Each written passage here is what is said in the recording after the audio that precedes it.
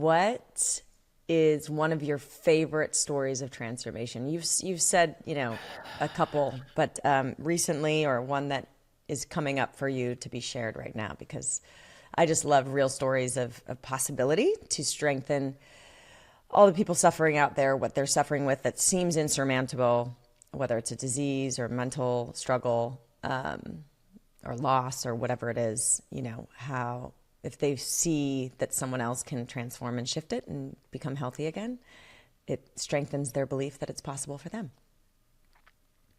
There are so many stories, Kelly. Give us a couple. Give us a so couple. many. Okay. My boys, at one stage early on, for some reason, I was attracting a bunch of clients that were unusual. Violent, angry men brought against their will. Interesting. People like Jason. Jason had been pulled off strangling his ex-wife that morning by the men in his family. He'd smashed every window in her house, every panel in her car, broken her guitar over his head, and was in the process of strangling her when, luckily, family arrived and he was brought to me. And, he was fine in 2.5 hours. Everyone was safe. So how does that was in 2012. That was in 2012. Wow.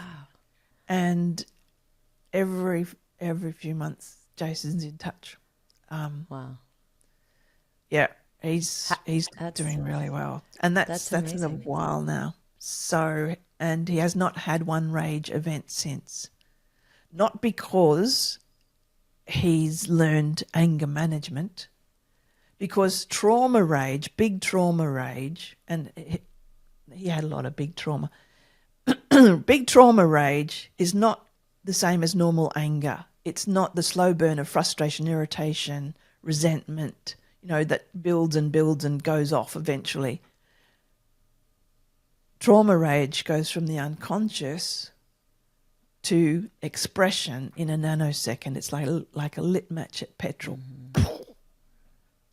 And off it goes. And you can't consciously stop it. There's no way you can stop it. What you have to do is turn off those trauma loops so there's no reason for it. So, because we're not just reacting to what's going on here, we're reacting to that and that and that and that and that and that and that happened in the past, and we're going off. And so that's an extreme. Of course, not everyone's in dear Jason's place. But then there's, like the mum, this gorgeous young mum who'd been diagnosed with, depression, after her baby, and she hadn't bonded with that child or the next one, and it was a huge source of grief for her. She just couldn't connect with these little people. Why? Because of dreadfulness that had happened in the past with her own mother when she was a child, and now she was a mother, which brought it all up, triggered it all, and she was in fight and flight all the time, adrenaline all the time, her whole being reacting as if that and that and that and that and that and that were happening with her mother right now. And her relationship with her partner was just going down the drain, and she was in so much distress and she didn't know what to do. And so we dealt with it. And I saw her about 6 months later in the post office. And her children were hanging off her. And I said, how is it? She said, look, we are bonded, we are in love, we are... And then she said, speaking of in love, I said, what? She said, the mums at school have a rumour going around that I've got a lover and it's not my husband. And they asked me the other day. They said, have you got a lover? She said, yes. And they said, aha, we knew it. Who is it? It's me. And she's returned.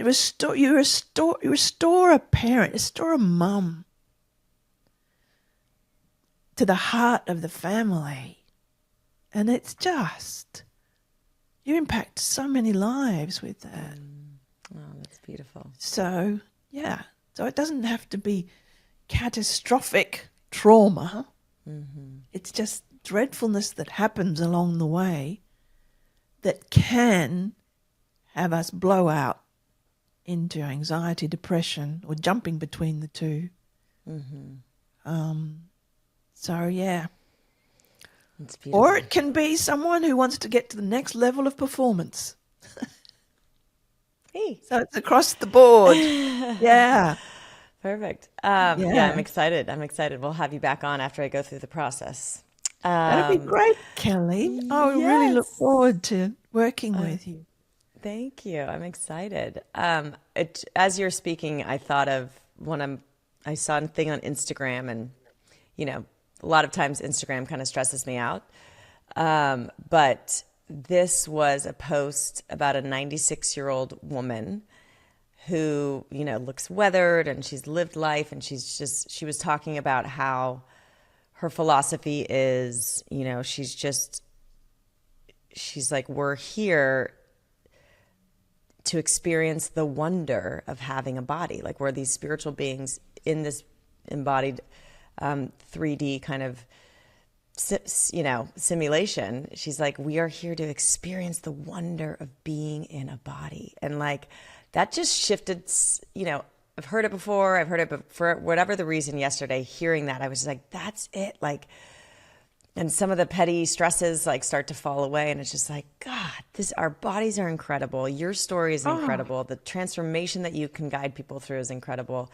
And like, if we just live in that place of like wonder and awe of this like life experience, it opens up so much and dissolves so much. So I was wondering if you want to comment on that or talk about a kind of a philosophy that you have gained, or kind of your outlook, something like that guides you, that is your kind of North Star. I laugh a lot. Laugh a lot? Yes. At life and its ridiculousness and my own flawsomeness, intrinsically flawed but awesome. And people who come into our orbit in the inner circle of what I'm doing with, my trainers and people in the office and everything are amazed that we laugh so much. We just laugh all day. So it's not terribly philosophical, but the Dalai Lama said something that really hit me in the guts years ago, soon after my nephew had committed suicide. And he was interviewed in Australia and asked, what should we do about our high rate of suicide? And I raced in to hear this man's words of wisdom. And he just chuckled and said, more fun. Oh. I was shocked to my back teeth. What? And I went on this deep dive for about 6 months exploring this idea. More fun. Because we put fun right at the bottom of our list, to be perhaps tasted after we'd been very responsible and ticked off all the important things. Mm-hmm. And I looked at my friends who had the most wonderful long-term relationships, and some of them couldn't communicate to save themselves, but gee, they had fun together. And my friends who had grown-up kids who would want to come and see them and hang out, and they'd have fun. Mm-hmm. They had wonderful relationships with their grown-up kids and their grandkids. They had fun. And I thought the best educators whose classes I'd been in there are all these great chemicals racing around in our brains as students because we were having fun and laughing and seeing the humour. And when we're having fun, people are drawn to us. We're magnets. When we're having fun, we're relaxed, we're more creative, we're more productive. We're healthier. And after 6 months, I thought, I think the Dalai Lama is onto something.